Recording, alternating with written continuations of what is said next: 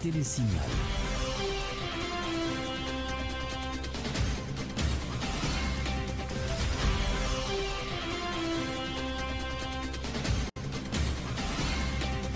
Bonsoir à tous, voici le grand journal de Télésignal. Tout d'abord les titres à la une de l'actualité. La police nationale d'Haïti prête à réprimer les actes de banditisme à Port-au-Prince. L'institution est en état d'alerte, informe Godson Norellus, qui prévient que la PNH sera intraitable à l'endroit des bandits.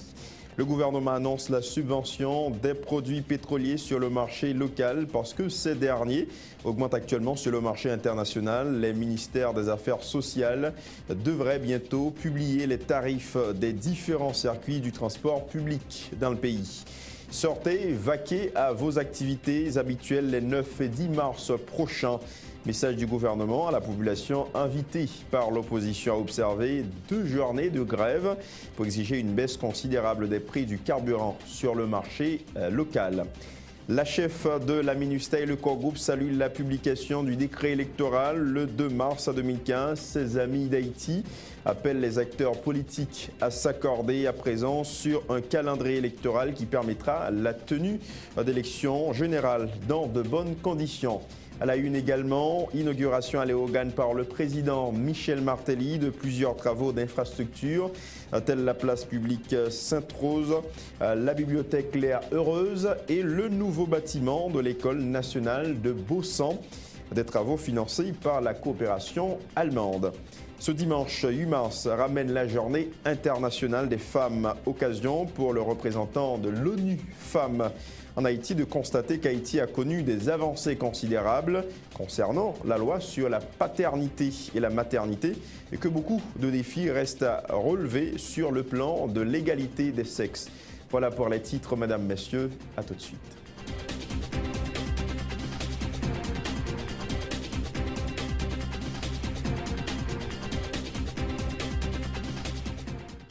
Bonjour, je suis Daniel, je vis aux Caraïbes. Malheureusement, quand il s'agit de shopping, je suis toujours à court de choix. Par exemple, la recherche d'un cadeau pour ma copine, ou un lecteur MP3, ou même un casque. Grâce à eShopper Express, je peux maintenant faire mes courses en ligne. Les expéditions internationales de magasins en ligne étant si chères et souvent non disponibles, eShopper Express donne l'opportunité à ceux vivant hors des États-Unis de faire des emplettes comme s'ils y étaient. Il suffit d'aller sur le site www.eshopperexpress.com, ouvrir un compte gratuit et voilà, vous recevrez votre propre adresse aux États-Unis. N'oubliez pas d'utiliser votre adresse aux États-Unis pour tous vos achats en ligne. eShopper Express vous informera dès l'arrivée de vos colis chez eux par courrier électronique. Une fois votre colis arrivé, vous aurez la possibilité de demander l'acheminement immédiat chez vous ou à votre bureau, ou de mettre vos paquets en attente si vous en attendez d'autres. Vous pouvez alors demander la consolidation de vos paquets en un seul envoi. La consolidation peut vous faire économiser jusqu'à 50% sur les frais d'expédition internationaux. Incroyable! eShopper Express livrera vos colis à votre porte en quelques jours. Pas de soucis, pas de risque, pas de maux de tête. Pour plus d'informations, accédez à www.eshopperexpress.com. Sous tête mon nou ak terre nou qui pi riche dans le pays d'Haïti, n'a besoin de café qui gen nam, c'est Rebol sien.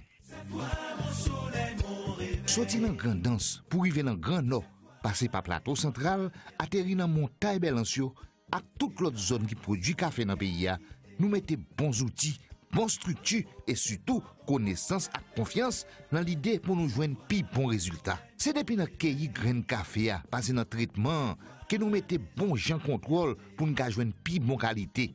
Nous servons avec appareil moderne dans sécher, séparer puis trier café à. 42 récoltes café nous gagnons sous tête nous là. Ben nous avons pile expérience dans causer traiter café. Volonté pour nous ba ou plus bon service chaque jour puis plus. Exiger nous servir avec matériel sophistiqué qui respecte normes et principes, avec différents mélanges nous. Sorti dans gourmet, de luxe, classique, rivé dans l'épibon, dans chaque paquet, dans chaque tasse, Rebo pote pour vous, pi bon goût café pays d'Haïti.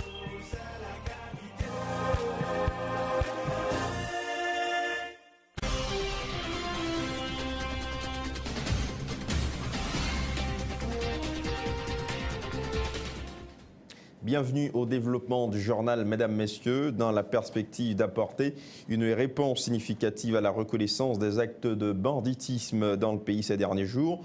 Le haut commandement de la police nationale d'Haïti a passé plusieurs instructions, informe le directeur général de la PNH. Le DG de la police haïtienne, Godson Aurelius, indique que la police est en état d'alerte et toutes ses unités seront mobilisées. L'institution policière a décidé de rapporter les congés et les permissions de ses agents jusqu'à nouvel ordre. Une stratégie qui vise à garantir une meilleure présence policière dans les rues de la capitale pour contrer les actions des bandits. Godson Aurelius au micro de Max Joseph. Comme stratégie, vu préoccupation tout le monde et dans la population et gouvernement et dans la police là tout par rapport à dernier cas qui est enregistré, nous décréter la police là un état d'alerte côté que moi-même commandant chef la police là moi saute passe instruction là pour que la police là mobilisée côté que congé permission nous rapporter jusqu'à nouvel ordre et tout les bagages ça pour permettre que gagne un maximum effectif disponible pour que mission nous c'est la population en sécurité pour mettre la confiance en dehors de tout l'autre problème nous connaît gagné que nous avons géré de manifestations que nous avons géré pour que nous ayons effectif plus ou moins correct qui mobilisé et dans la police administrative là et dans toute unité spécialisée ou l'autre partie là dans cette unité spécialisée et direction centrale police judiciaire toute unité que lien là dedans pour que yo toutes font seul pour nous mobiliser dans la rue pour nous prendre contrôle la rue pour que nous capables de porter un souffle à la situation. Puis toujours en vue de parvenir à contrôler les actions des malfrats, le directeur général de la PNH appelle la population à collaborer avec la police nationale d'Haïti. Godson Aurelius en profite pour s'adresser aux bandits menaçant que la PNH part en guerre contre eux et mettra la main à leur collet. Des nègres armes qui attaquent nègres sur motocyclette. Instruction passée là, toute unité spécialisée, tout commissariat, dès aujourd'hui là, et ça fait pas c'est ma population pour collaborer avec nous parce que nous prenons le temps de plaindre parce que les policiers pral frapper même nous pral frapper nous pral occuper la rue gain des fouilles gain des chèques monsieur mettez-nous en règle moun qui gen machine yo mettez-nous en règle moun qui gen motocyclette yo mettez-nous en règle parce que pour pas attendre de plaindre après dans la presse parce que bagay la pral nous pral frapper du nous pral frapper et pour nous frapper pour nous porter et en réponse à bandi yo message que m'a lancé nous pral marcher sous nous la police la pral marcher sous nous et nous connaît l'homme dit ça commandant chef la police la dit moins dit la tout non moins à tout commandement derrière nous pral marcher derrière nous déclarer la guerre parce que si on pas attaquer nous même ou cibler policiers ou cibler nous et population lui même qui des bras croisés sous qui est-ce que la gain sous qui est-ce que sécurité le basé donc avant tout nous même nous déclarer la guerre avec nous tout nous pral marcher chercher nous tout côté nous y et n'a joindre nous.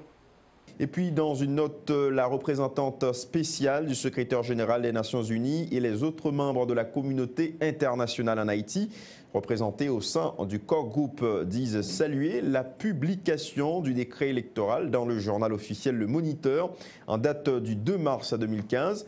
Cette publication constitue une étape importante dans le lancement du processus électoral, lit-on dans la note. Le corps groupe salue également le Conseil électoral provisoire et les parties prenantes ayant contribué à un processus consultatif et inclusif. Il appelle les acteurs politiques de s'accorder sur un calendrier électoral qui permettra la tenue d'élections élections présidentielles, législatives, municipales et locales dans de bonnes conditions d'organisation pour donner aux Haïtiens la possibilité d'exercer démocratiquement leur droit au choix de leurs représentants. Les membres du corps groupe croient nécessaire de continuer le processus de dialogue entre toutes les parties prenantes afin de renforcer la confiance mutuelle. Ils réitèrent leur soutien au gouvernement et au peuple haïtien pour un processus électoral équitable, transparent et inclusif.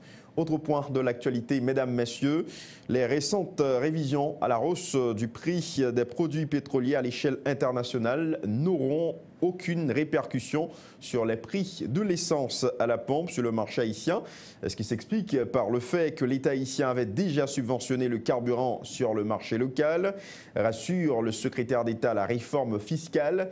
Normalement, si l'on tiendrait compte de l'augmentation du prix du pétrole à l'échelle mondiale, le gallon du diesel qui se vend actuellement à 157 gourdes en Haïti passerait à 180 gourdes. Le kérosène passerait de 156 à 164 gourdes, indique Ronald Décembre. Ses précisions au micro de Johnny Santilus et Juan Diary. Population agitée, tout le monde chauffé, il voulait pour que n'appliquer les prix à monter, les monter, les baisser, les baisser. C'est bien, c'est beau de dire ça. Mais qu'on y a là, mais ça passe dans la situation actuelle là. Prix à monter sur le marché international là, parce que baisse de concentration est volatile, prix est très volatile, baisse là. Prix à monter sur le marché international là. De sorte que l'infrastructure de prix non, gallon diesel par exemple, qui t'a vendu, qui était à 100, qui était 157 gouttes là, gallon diesel qui était 157 gouttes là, l'infrastructure de prix, si pour t'appliquer hausse qui sur le marché international là, actuellement là, l'on acheté produit, il faut vendre 180 gouttes. Ça veut dire que faut mettre 17 gouttes sous gallon diesel là, parce que prix a augmenté sur l'international là et loi a demandé tout pour répercuter au ça sous prix à la pompe. Si nous avons de répercuter prix ça, et le gouvernement a une situation actuellement là, côté que li augmenté. De même que si nous prenons le cas de kérosène, c'est la même situation. Kérosène a vendu 156 gouttes et si pour nous ajuster, pour nous répercuter prix international là, sous prix à la pompe, eh bien, nous avons supposé joindre un kérosène qui vend actuellement là 164 gouttes.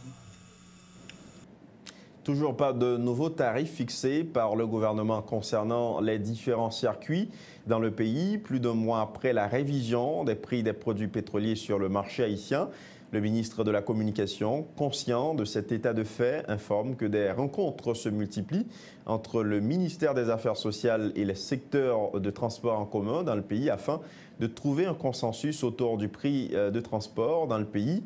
Rothschild François Junior invite la population à prendre conscience de la situation et à ne pas se laisser manipuler par des secteurs mal intentionnés. Rothschild François Junior au micro de Johnny Santilus et Juan Diary. Alors, encore une fois, je le dis sous question collègue journaliste en ce débat-là. Le ministère des Affaires sociales continue à réunir avec syndicats chauffeurs sous question. Et moi, je crois que vraiment, il y a une décision qui peut prendre assez rapidement sur la question de prix de transport en Haïti. Donc, le ministère des Affaires sociales a accéléré les réunions avec les syndicalistes, justement pour capable arriver à un prix pour définir une entente, pour capable jeune entente sur question de prix de transport en commun. Et puis, 29, ça me dit, c'est que nous ne pas venir là pour nous dire population que nous ne sommes pas capables de faire ceci, nous ne sommes pas capables de faire cela. Nous venons là pour dire à la population vérité. Parce qu'il y a pile des informations qui fait sur question de gaz. Et où est là, secrétaire d'État, avec chiffres, nous avons une note de presse qui sortit avec toutes les chiffres. Et ce n'est pas maintenant que nous sommes capables de monter sur Internet là, tout Internet là, accessible à tout le monde. Chiffres disponibles tout partout. Ça veut dire que nous venons là pour dire au peuple la vérité. Ça, le secrétaire d'État a dit. Structure de prix, je dis que si nous n'avons pas appliqué ajustement automatique, nous sommes obligés de monter le gaz. Mais nous-mêmes, le gouvernement nous dit que nous ne pouvons pas monter, nous avons quitté le prix que les jeunes aujourd'hui.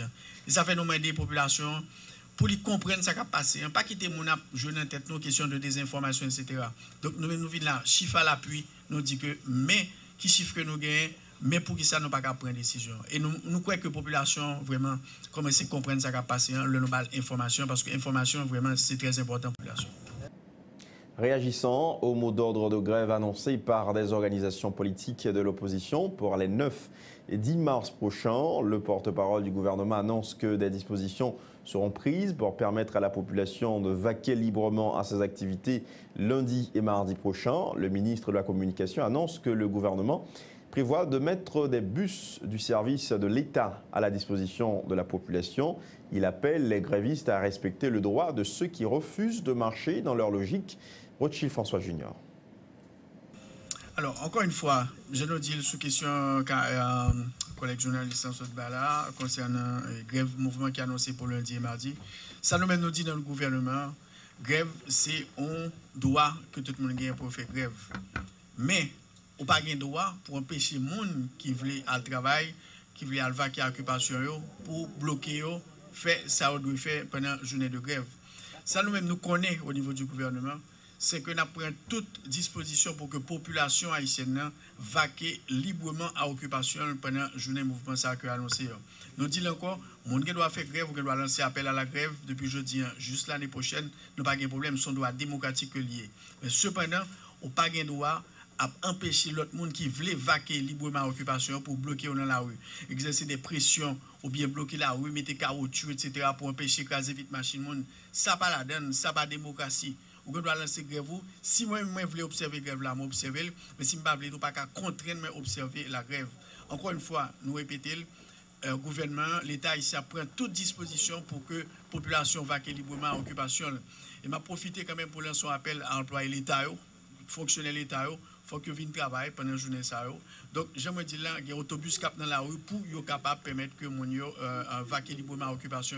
La police nationale, en tout cas, a prévenu toutes conditions au niveau de l'État haïtien pour permettre que mon vaquer à l'occupation pendant la journée grève ça que annoncé. Le président de la République était ce jeudi dans la ville de Léogane, dans le département de l'Ouest, pour inaugurer plusieurs travaux d'infrastructure tels la place publique Sainte-Rose, la bibliothèque Marie-Claire-Heureuse de Léogane et le nouveau bâtiment de l'École nationale de Boussan. La place publique réaménagée comprend actuellement des espaces de jeux pour enfants et d'autres réservés au sport et une statue représentant la reine indienne Anacaona, figure historique emblématique de la ville. Des travaux financés par la coopération allemande, un support salué par le chef de l'État haïtien qui s'est adressé à la population léoganaise réunie sur la place Sainte-Rose. Pour l'occasion, dans ses propos, Joseph Martelly, visiblement irrité, a une nouvelle fois condamné ceux qu'ils accusent de réfractaires au développement du pays. En créant l'instabilité, ils empêchent aux investisseurs de venir créer des emplois en faveur des plus pauvres, a souligné le président Martelly. Le chef de l'État s'en est également pris au groupe qui insiste pour que son administration réduise les prix des produits pétroliers sur le marché local alors que les prix grimpent actuellement sur le marché international. Les propos de Michel Martelly recueillis par Jasmin Denis. Je voulais saluer effort. On série de amis qui sont haïtiens et puis qui travaillent pour le développement en Haïti. Pendant que les haïtiens qui tracé le développement et une des amis aussi, l'ambassade d'Allemagne là, nous avons fait une bataille de saldi. Monsieur dit que ça développement pas fait dans une manifestation, dans parole en pile non. Développement fait dans sérénité, dans la paix, dans la réflexion. Matin, par contre, si la comprendre créole m'a dit, matin, je suis avec l'ambassadeur. L'ambassadeur a dit, mon cher, nous sommes en Allemagne, le président. Bon paquet d'investisseurs qui ont décidé pour venir en Haïti pour investir. L'homme qui vient investir comme en Haïti, c'est job pour créer un emploi pour malheureux. Monsieur dit, je paye aller là pour nous faire mon ça venir. Je suis dans ma regarder, monsieur a regardé, par contre ça me répondre. Et puis qui est-ce qui a un job là? Qui est-ce qui a un job là? Et puis nous qui des gens qui fait un Pour nous, il y a des gens qui parlent, ils vont faire manifestation pour baisser le gaz. Gaz là, c'est monter dans le monde entier. Quand on va baisser le gaz là? Qui est-ce qui va venir faire mon menti? Pour nous là, si nous avons besoin de battre avec vous-même, nous avons dit que nous allons baisser le gaz là. Si nous avons besoin de pas de manifestation, nous avons dit que baisser le gaz là, et me retirer $5 sur lui, je quitte l'économie pays écrasé et 8 mois que les malins qui viennent à Naméra, je vais faire ça. Mais comme président, j'ai une responsabilité pour défendre mon pays, pour mon pays. Je ne vais pas faire Tintin. Je ne vais pas faire Tintin. Je ne vais pas faire Tintin. Là, il n'y a pas de soin, il y a pouvoir à défendre. Même pas défendre le pouvoir. Nous, nous sommes qui ont un pouvoir. Comme annoncé, inauguration ce matin de la bibliothèque Claire Heureuse à Léogane, une cérémonie déroulée en présence de plusieurs officiels haïtiens, notamment le chef de l'État, Émilie Prophète, la directrice de la Bibliothèque nationale et la ministre de la Culture. L'Allemagne, qui a financé le projet à hauteur de 11 000 €, s'était fait représenter par son ambassadeur Klaus-Peter Schick. La ministre de la Culture, Ditni Johan Ratton, expliquant les raisons pour lesquelles que la bibliothèque porte le nom de Claire Heureuse, a salué le coup de pouce donné par l'administration Martelly pour la réalisation de ce projet à Léogane. La bibliothèque Claire Heureuse de Léogane comprend un centre culturel, une salle informatique. Plus de précisions avec la ministre de la Culture, Ditni Johan Ratton, au micro de Jasmin Denis. L'inauguration de la bibliothèque Marie-Claire Heureuse de la ville de Léogane est un témoignage éloquent de cette volonté de doter les jeunes et les adultes des atouts indispensables à leur épanouissement. La reine Anacaona, l'une des premières résistantes aux conquistadors espagnols, femme du cacique d'Haïti, s'est signalée par son sens de prestige et de leadership. Son nom, je dirais, est synonyme de féminisme, de femme à forte personnalité. Claire Heureuse, née à Léogane en 1758, épouse du fondateur de la nation haïtienne, a joué un rôle majeur et déterminant dans la vie de l'empereur Jean-Jacques Dessalines. Elle a toujours été très dévouée au service et à la cause des plus vulnérables au sein de sa communauté. Femme Silla, c'était un véritable potomitan. Courage, femme Silla, coulé dans nous toutes qu'il a. C'est peut-être ça, bibliothèque ça, poténon, bibliothèque Marie-Claire Heureuse. Moun Léogane nou yo, moun nan ville Anacaona ak dans section communale yo. C'est un pile plaisir nous mettons ensemble, je dis, pour nous ouvrir porte bibliothèque sous patronage président Nouan, président Michel Joseph Martelly. L'ambassadeur de l'Allemagne en Haïti, Klaus-Peter Schick, a fait éloge de la diversité culturelle de la ville de Léogane, mais aussi pour son rara connu de tous. Le chancelier allemand appelle les Haïtiens de Léogane, en particulier les lecteurs, à protéger les livres et de les retourner après usage. Klaus-Peter Schick. Laissez-moi seulement vous raconter cette histoire de la ville de Léogane que vous connaissez mieux que moi. Il y a 5 ans, on appelait la ville des cadavres parce que c'était l'épicentre du séisme et tout était détruit, bien sûr. Et aujourd'hui, je crois que c'est la 3e ou 4e fois que je viens dans cette belle ville et je ne crois pas mes yeux. J'ai déjà vu la place, j'ai fait un petit tour. Je crois que c'est la plus belle ville d'Haïti maintenant. Et je vous en félicite. En plus, j'ai vu, on m'a dit, c'est la ville de la culture, c'est la ville du rara. Je vais être bref. La directrice a tout expliqué, le sens de la bibliothèque, et je vous invite d'en faire utilisation de président a demandé est-ce qu'ils rendent les livres quand ils viennent chercher les livres. C'est une question justifiée parce qu'une fois qu'on a un livre, on veut bien le garder à la maison. Mais je vous invite, pas vous, mais peut-être là, dans la rue, les gens de faire preuve du civisme, de rendre les livres pour les autres qui puissent le lire. Le temps d'une pause, mesdames, messieurs, on vous retrouve tout de suite après.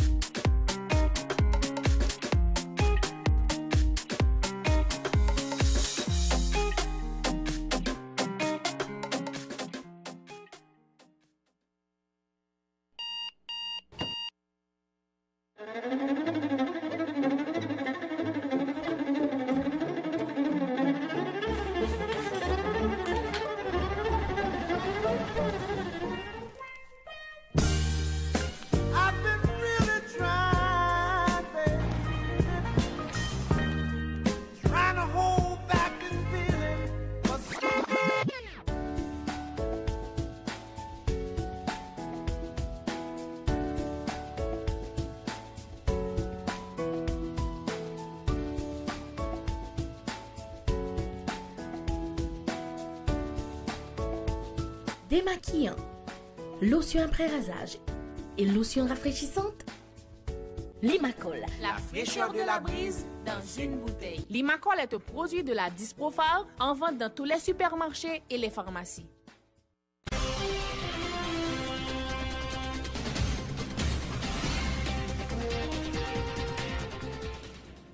Bienvenue dans la seconde tranche du journal. Les responsables du collectif national Songez appellent la population à vaquer librement à ses occupations les 9 et 10 mars prochains en vue d'exprimer leur désaccord face aux 2 journées de grève annoncées par des organisations politiques de l'opposition visant à forcer l'administration au pouvoir à déduire sans gourde des prix du carburant sur le marché haïtien. Le collectif national Songez estime que le pays ne peut supporter à nouveau de pareils mouvements vu l'état critique de son économie, justifie Jean Hilaire Lundi, coordonnateur général du dit collectif au micro de Éphésier Mathieu.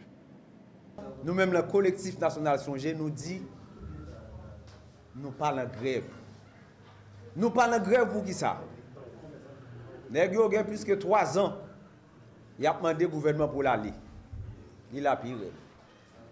Il fait manifestation presque chaque jour. Il a crasé, il a brisé, il a viré. Monsieur a changé Premier ministre. Il fait passer le gouvernement. Il dit qu'il n'est pas d'accord. Il est venu avec question gaz. Le gouvernement a retiré 20 gouttes de gaz là. Nous comprenons. Nous-mêmes, le collectif là, nous ne pas venir défendre le gouvernement là. Nous venons défendre le peuple haïtien. Pour nous dire, nous parlons à faire grève. Tout le monde va que dans l'occupation. Lundi avec mardi. Nous-mêmes, nous constituons un cabinet d'avocats. Il y a des avocats disposés et disponibles pour intervenir en cas que un journaliste nous-mêmes qui là, nous victimes. Petites nous, famille nous, gens qui ont business dans le pays, gros business, petit business, chauffeur taxi, moto, camionnette, moto, camion, etc. L'école ouvre porte nous lundi à mardi cap vini parce que nous prenons traduire monsieur qui lance grève devant la justice. Autre point de l'actualité, arrêté le 23 février 2015, l'étudiant et professeur en philosophie Chedler Guillou a recouvré sa liberté ce jeudi. Il était accusé d'avoir incendié un véhicule de service de l'État affecté à la Cour supérieure des comptes au moment où se tenait une manifestation des étudiants de l'UEH pour exiger une baisse de 100 gourdes des prix des produits pétroliers sur le marché local. Maître Aviol Fleurant, l'un de ses avocats qui l'accompagnait au moment de sa libération, affirme que les droits de l'étudiant ont été violés à l'intérieur de la cellule où il était gardé à la prison civile de la Croix-des-Bouquets. Aviol Fleurant annonce qu'il va intenter une action en justice contre l'État haïtien pour détention arbitraire. L'avocat rejette les accusations d'incendie de véhicules portés contre son client. Maître Aviol Fleurant, au micro de Johnny Saint-Ilus et Wendy Henry. La liberté individuelle est une garantie fondamentale, son garantie constitutionnelle. Moi, déplorer le fait qu'il fait souffrir comme ça, mais son sang n'aura pas été coulé en vain. Son sang est coulé pour que le pays change, et ce pays doit changer, et ce pays changera. Donc, est-ce que liberté, ça c'est une liberté provisoire ou bien liberté? Bon, la justice fait son cours, mais une fois que fait bagaille là conclu, il faut que nous fassions action en justice contre l'État haïtien parce que yo battu jusque dans zo. Il faut nous intenter une action en justice contre l'État haïtien pour avoir yo violé droit culturel li droit de jouer. C'est une expression de sa culture, de son identité. Donc, yo battu encore qui c'est en violation de l'intégrité physique. Donc, un tas d'actions pour intenter contre l'État haïtien en justice prochainement. Incendie de véhicule. On peut déplorer le fait qu'un véhicule soit incendié. Et cependant, il faut trouver la vraie personne. Chedler n'est pas celui qui a commis cet acte. Déplorable. Il doit voir son médecin. Il n'est pas capable. Il est sous émotion également. Et puis, il est fatigué, il est épuisé, il a été humilié et frappé dans sa dignité. Rappelons que l'arrestation de Chedler Guillou avait déclenché un vaste mouvement de protestation d'étudiants de l'UEH en vue d'exiger la libération de leurs collègues. Le recteur de l'UH, Jean-Vernet Henry, à la tête d'une délégation de l'Université d'État d'Haïti, avait rendu visite le 2 mars dernier à l'étudiant incarcéré, alors à la prison civile de la Croix-des-Bouquets. Cette visite tendait à constater les conditions dans lesquelles Chedler Guillou était incarcéré. Autre point à ce journal, à l'occasion de la Journée internationale des femmes, le 8 mars prochain, la directrice exécutive de l'ONU Femmes, Phumzile Mlambo Nguka, s'est adressée aux femmes du monde entier. Dans son message, la directrice exécutive de l'ONU Femmes a dit déplorer le non-respect du principe de l'équité de genre dans nombre de pays au monde. Le message parle également de la réduction des disparités entre les sexes dans le monde, de l'éducation ainsi que de la sécurité des femmes. Madame Phumzile a exhorté les pays à franchir le pas en faveur de l'égalité des sexes et à réaliser des progrès concrets d'ici 2020. Jean-Claude Mwenda Kabizayi est le représentant de l'ONU Femmes en Haïti. Il nous fait part des grandes lignes du message au micro de Ludmilla Marc et Yvan Saïd. La directrice a fait quelque chose comme un bilan. À travers ces bilans, elle a trouvé qu'aucun pays au monde n'a su réaliser l'égalité homme-femme comme ça a été souhaité.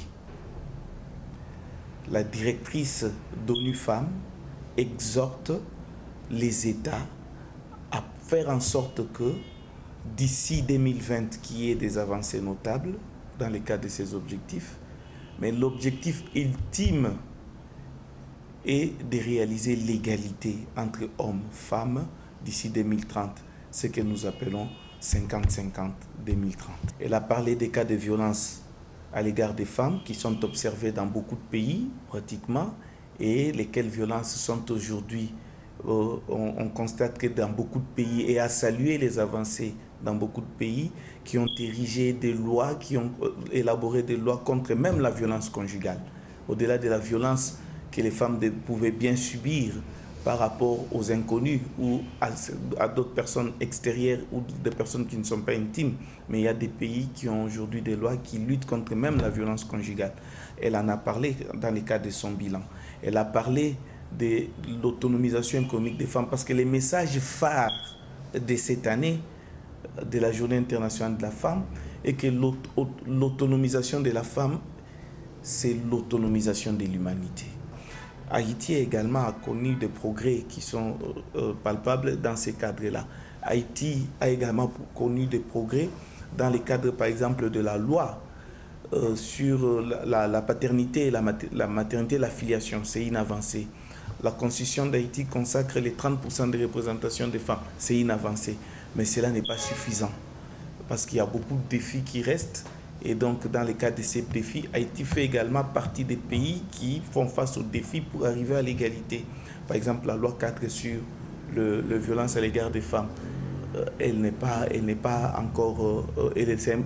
cette loi existe encore au niveau des projets de loi. Il y a beaucoup d'efforts. Il y a des femmes qui vivent des cas de violence dans leur chair. Il y a la question de la participation des femmes aux instances de prise de décision. La 49e législature, on avait 4 femmes pour 99 parlementaires de la Chambre des députés, aucune femme au Sénat, par exemple. Et nous espérons que le processus électoral en cours, parce que cette année c'est une année électorale, nous pensons que les prescrits de la Constitution seront réalisés, d'autant plus que les décrets électoraux semblent être favorables à cela. On ne peut pas dire aujourd'hui que voici les pourcentages de femmes qui ont subi des violences conjugales. Mais il y a des enquêtes, par exemple l'enquête EMUS 5, pratiquement, qui donne le pourcentage des femmes qui ont connu des cas de violence d'ici l'âge de 25 ans, 29 ans et des choses comme cela. Aujourd'hui, c'est aussi un grand défi.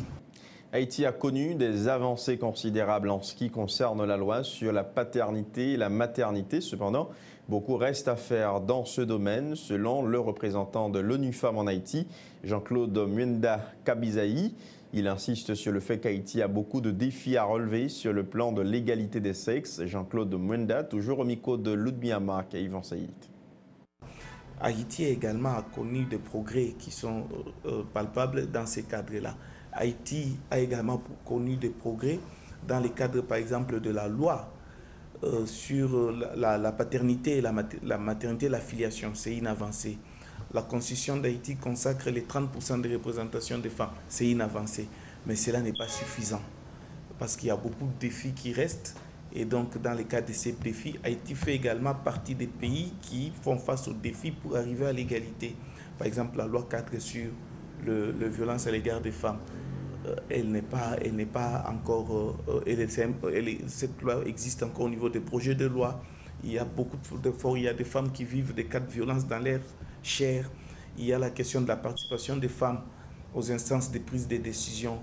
La 49e législature, on avait 4 femmes pour 99 parlementaires de la Chambre des députés, aucune femme au Sénat, par exemple. Et nous espérons que le processus électoral en cours, parce que cette année c'est une année électorale, nous pensons que les prescrits de la Constitution seront réalisés, d'autant plus que les décrets électoraux semblent être favorables à cela.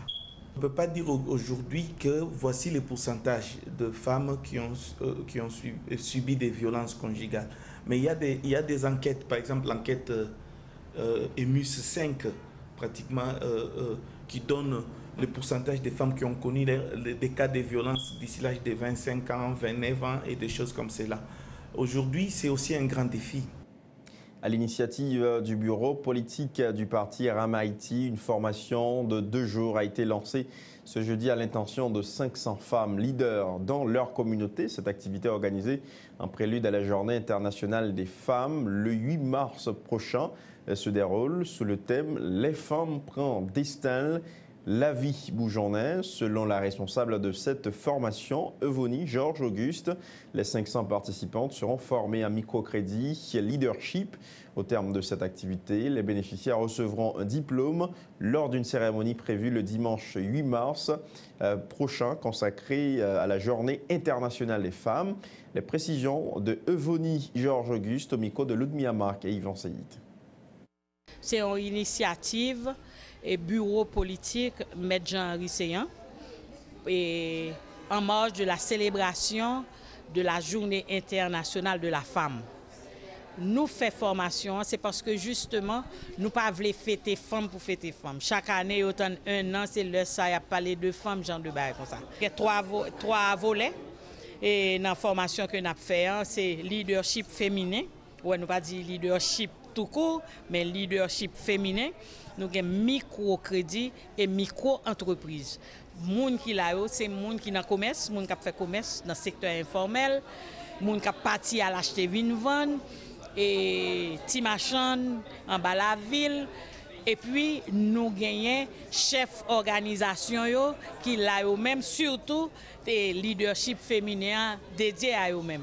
Et c'est plusieurs organisations qui fournit moun parce que c'est un grand réseau national femmes et c'est dans le réseau nous avons plus que 700 organisations femmes qui inscrites.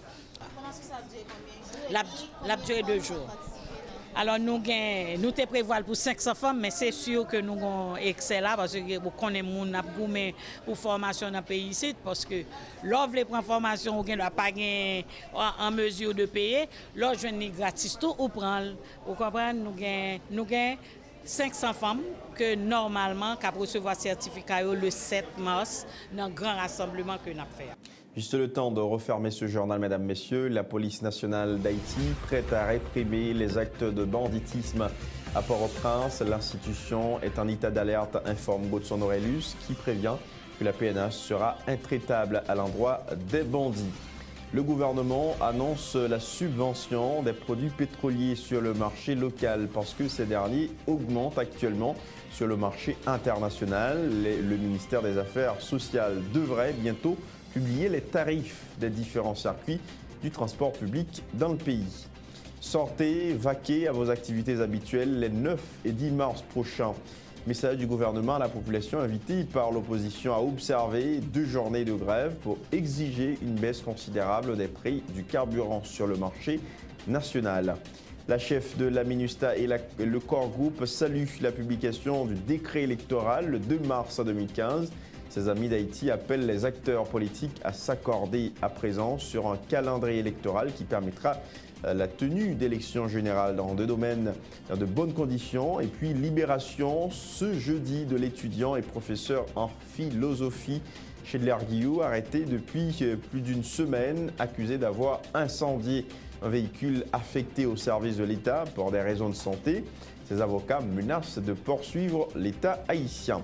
Inauguration à Léogane par le président Martelly de plusieurs travaux d'infrastructure tels la place publique Sainte-Rose, la bibliothèque Claire-Heureuse et le nouveau bâtiment de l'école nationale de Baussan, des travaux financés par la coopération allemande. Ce dimanche 8 mars ramène la journée internationale des femmes, occasion pour le représentant de l'ONU Femmes en Haïti de constater qu'Haïti a connu des avancées considérables concernant la loi sur la paternité et la maternité et que beaucoup de défis restent à relever sur le plan de l'égalité des sexes. Voilà qui met un terme à ce journal, mesdames, messieurs. Merci à chacun de vous de l'avoir suivi. À très bientôt.